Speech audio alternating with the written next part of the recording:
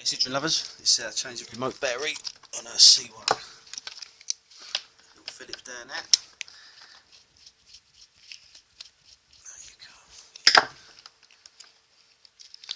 I'm going to split it from the back. There you go. In half. Battery.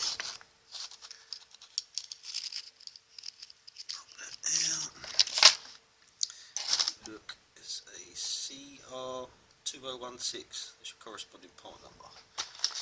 There's one here.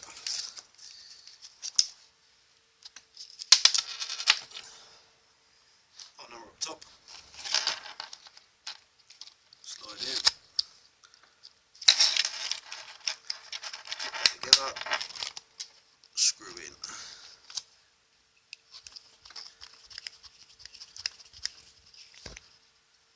Job done. If you've done it quick enough, you won't need reprogramming. If you haven't, let's go and reprogram it.